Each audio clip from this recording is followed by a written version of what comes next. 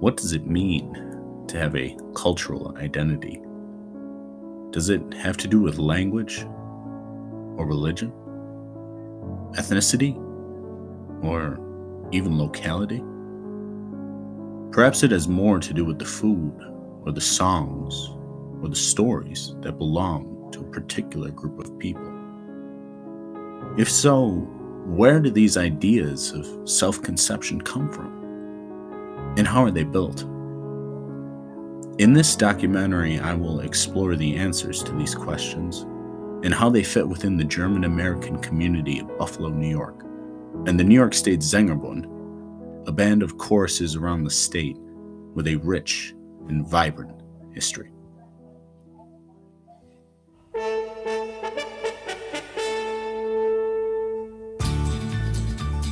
Heute wollen wir marschieren, einen neuen Marsch probieren in dem schönen Westen. Our story begins in 1810 in Germany with Hans Georg Nägeli.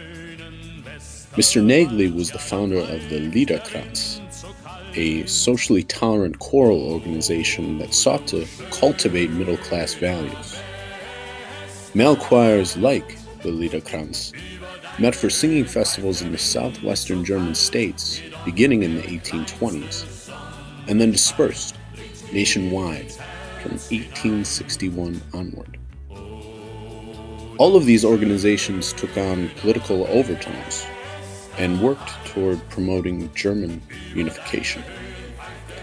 Germany, at the time, of course, was a disbanded conglomerate of territories. By the 1840s, all male choirs were modeled on the Liederkranz example.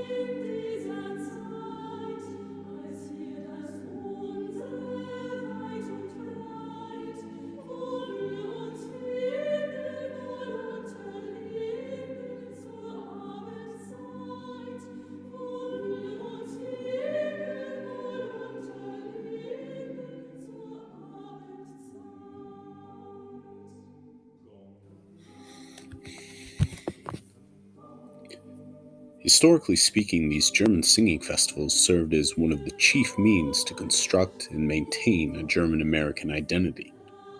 Simultaneously, they were organized to impress Anglo-Americans. To achieve both goals, the organizers had to provide lowbrow aspects of fest to allow German Americans to experience a sense of community, and highbrow aspects of fire or celebration, which they used to acquire status in their new home country. On the one hand, the festivals included elements that contained more celebratory aspects. For example, a formal reception, followed by a concert, a parade, a business meeting, and a banquet. On the other hand, they included parts that had more festive components, like an outdoor picnic, excursions to nearby points of interest, and one or even two balls. All festivals, however, provided both celebratory and festive elements, only with different emphases. The picnics, or Volksfeste, which brought together all social classes, were the most important means to unify German Americans emotionally. They had to provide time for socializing, games, dancing, the consumption of German food, and, of course, nostalgic talk about the old country. Joint singing of German songs evoked old emotions and combined the past in Germany with the present in the United States.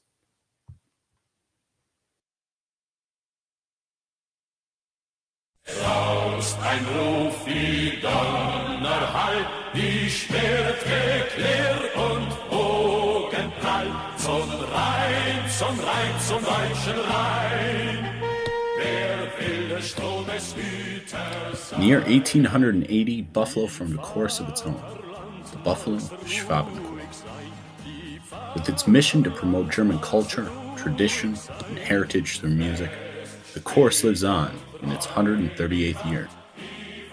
Both of my opas, Karl Schneider Sr., my father's father, and Milton Kine, my mother's father, have served as president of the Corps, with Karl in 1938 and Milton in the mid-1980s.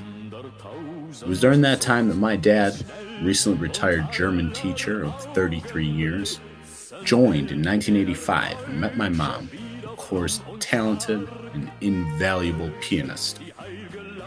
Both my parents come from German backgrounds, as did their parents, as well as their parents' parents. Being German is a big deal for us. Not only do we cherish that part of our identity, we exercise it as well.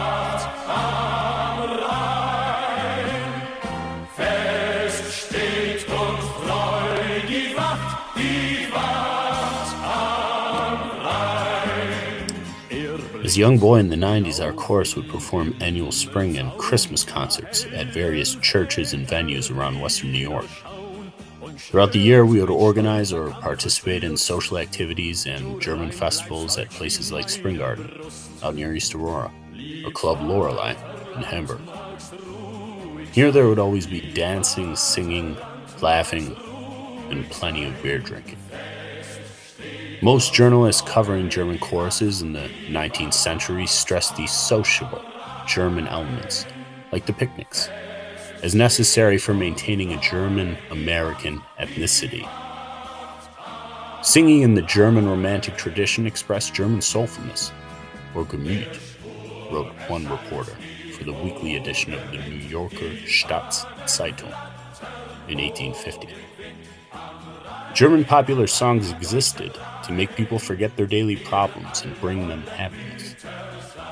As the Banner und Volksfreund of Milwaukee noted in 1851, the German song pours from a German heart frankly and freely. It heightens joys and allays sorrows.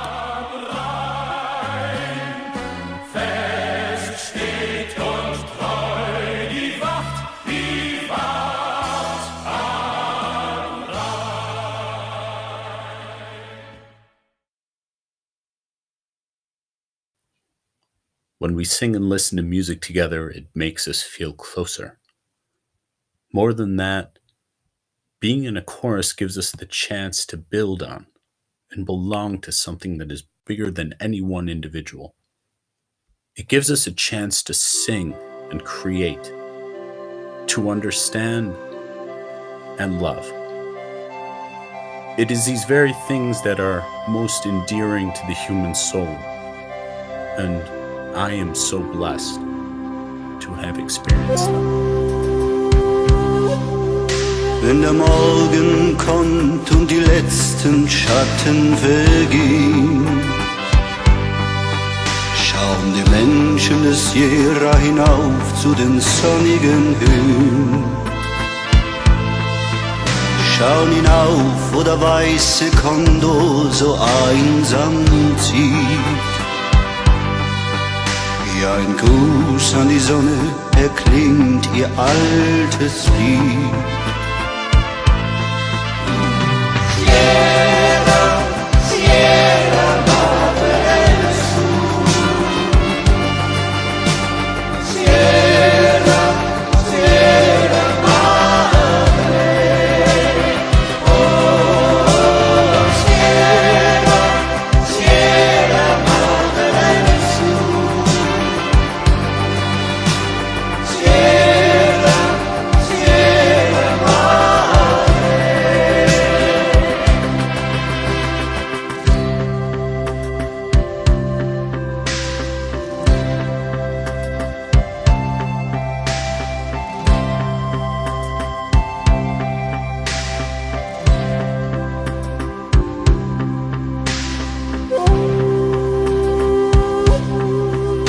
Wenn die Arbeit getan der Abend Frieden nur kennt. Schauen die Menschen hinauf, wo die Sierra im Abendrot brennt. Und sie denken daran, wie schnell ein Glück oft vergeht. Und aus 1000 Herzen erklingt es wie ein Gebet.